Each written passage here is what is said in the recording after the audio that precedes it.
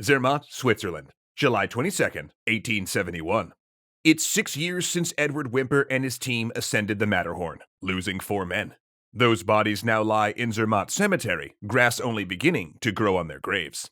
Since they were buried, 15 other teams have succeeded in ascending the peak, and nearly 24 men have stood atop the Matterhorn looking down at the Alps. But never a woman, not until today.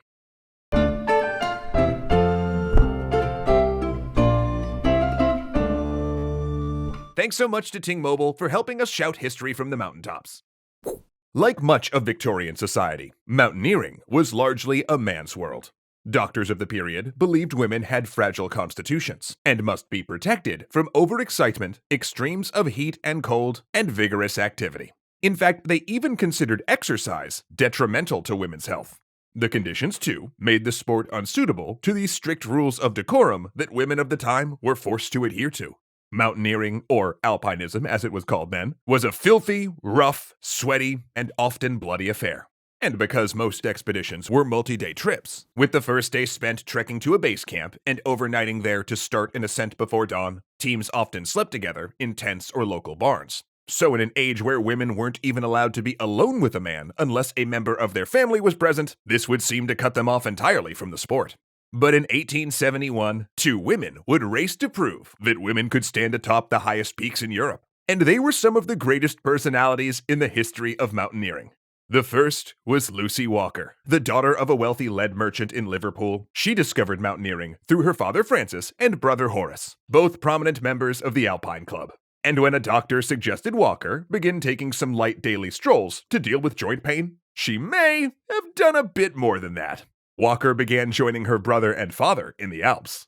They formed a climbing team. Lucy, her father and brother, and a Swiss mountain guide attacked peaks across Switzerland. At first, she merely walked and trekked into the valleys like the other women accompanying male family members to the region. But in 1864, she decided she wasn't going to be left at lower altitudes, and she ascended the Weisshorn. That same year, she made the first female ascent of the Eiger in a grueling and dangerous 14-hour expedition, finally celebrating by drinking champagne and yodeling on the summit. She climbed the Matterhorn 2 years later, and 3 years after that, the Piz Bernina, the highest peak in the Eastern Alps. Now this was all deemed acceptable by Victorian society because she hitched her climbs to her brother, meaning she always had a male escort to ensure nothing untoward happened in those barns overnight. Not to mention, she did all of this in a blouse, structured petticoat, and print dress, usually tying the outer skirt up with cords. And while that may look incredibly impractical to us today, it seems like it was no hindrance to her. Yet despite these accomplishments, Walker remained unknown outside mountaineering circles. She didn't publicize her climbing, and she never wrote about it even in diaries. But nonetheless, the novelty of her presence quickly made her a character among alpine circles. Walker, after all, made an impression. Just the sheer novelty at the time of a woman mountaineer would have done it alone, but Lucy was definitely memorable beyond that. Back home, she played the proper Victorian lady, serving as hostess in her brother's house and doing nothing more strenuous than croquet. But in the Alps, she transformed. Donning a pair of nailed boots and taking up an ice axe, she became a formidable climber, known for her positivity, good humor, and pranks. Her love of sponge cake and champagne became legendary, and she considered both essential supplies for a climb. So at the time, if you were asked to lay bets on who would be the first woman up the Matterhorn, you'd probably pick this cake-eating, champagne-toasting climber. But there was another. Now, while Walker's quiet trailblazing had inspired other women to take up the ice axe, only one of them was truly accomplished enough to be a rival. Marguerite Brevoort, called Meta her whole life, was the daughter of a wealthy New York family. Educated in a Paris convent school and making her home in Oxford, she was vacationing in Zermatt when Whymper made his ascent of the Matterhorn. Drinking in the glory and tragedy of the event, she decided to try out some climbing herself and take along her teenage nephew, William Augustus Brevoort Coolidge. See, Meta's sister had sent William to Europe because she was worried about him. He was an eccentric child and weak in constitution, so Meta thought climbing might do him some good. And lo and behold, they both caught the mountaineering bug. William at age 14 and Meta at 40. They climbed a gentle mountain at first, then an icy pass, and by the end of that summer, Meta and another woman, a French climber, ascended the peak of Mont Blanc. They celebrated by dancing at the top, drinking champagne, and singing the revolutionary anthem La Marseillaise, illegal at the time in France. But unlike Walker, Meta decided to do away with the dress. At first, she merely removed her petticoats on difficult sections, but finally, she took to bringing a pair of men's pants along and changing the night before an ascent, though she never allowed herself to be seen or photographed in them. Meta and William became a fixture of the climbing community, especially after 1870, when they climbed the central peak of La Meige, the Finger of God, only to find that it was not the highest of the peaks. Their guide felt so bad that he gave his new beagle to William as a gift. Naming it Chingle, the dog became a part of their climbing party, able to smell out dangerous crevasses covered in snow. And she had a collar embroidered with the names of all of the mountains she'd summited. And the odd group became so famous that they began appearing in articles. Meta, however, never forgot those heady days in Zermatt, and for years had one goal in mind: to become the first woman to summit the Matterhorn. She had tried in 1868, but had to turn back. So she set her sights on 1871. She packed her gear, wired ahead to secure a guide, and embarked for her life's quest. Which is when things went wrong.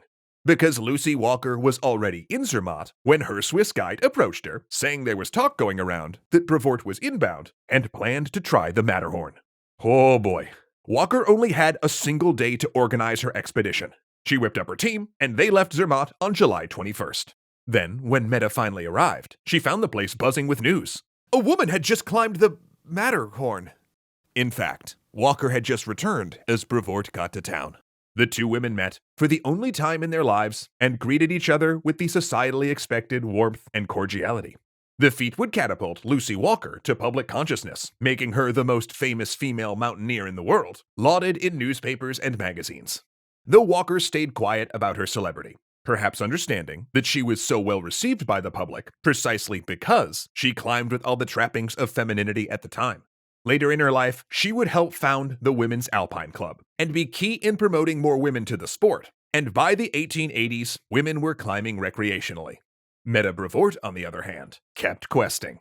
Unable to be the first woman atop the Matterhorn, she became the first woman to traverse it, climbing up the top of the Swiss side and then down on the Italian side. A feat that was arguably harder but got little attention since it came only days after Walker's ascent. She also dreamed of becoming the first woman up the true peak of La Meige, but that too lay beyond her grasp. The weather was never right, the trips ill-timed, and there were no guides available. But while the public celebrated Meta and Lucy, they were still shut out of the Alpine Club. Meta's one article for their journal had to be stealthily submitted under her nephew's name, and women were denied membership until 1975. Oh, I'm sorry, actually with one deeply disappointing exception, because you see Coolidge's dog Chingle was made an honorary member for their first canine descent of Mont Blanc. Yeah. Meta passed away from a cardiac infection in 1876, still dreaming of future climbs. However, her legacy carried on in the nephew she'd mentored and trained. W.A.B. Coolidge would go on to be a prominent mountaineer. But more importantly, he would become the sport's first real historian, documenting climbing routes, first descents, and unique features of climbs. An important function in a sport where firsts are meticulously recorded, and knowing the terrain can be the difference between life and death. And eventually, he climbed La Meige in memory of Meta. Today, the Matterhorn is one of the most popular peaks in the Alps, a magnet for climbers and adventurers that still set off from Zermatt, passing the graves of Whymper's team and the street where Lucy Walker and Meta Brevoort once met, following in the spiked footsteps of the men and women who came before them. And no matter where your travels take you, be it mountaintops or just your mailbox, you'll want to make sure you can keep watching all of your favorite internet stories, which is why we're psyched to welcome back today's sponsor, the new and improved Ting Mobile. Now, I don't know about you, but there's really only 3 things I care about when it comes to my cell phone provider, and they all start with C: coverage, customer service, and cost. But luckily, Ting's got me covered on all those fronts. They've got the best nationwide LTE and 5G coverage in America, as well as award-winning customer service if you ever hit a snag. In fact, the one time Jeff needed help with his Ting account, he told me he was on the phone with an actual human in less than a minute. Take that, automation.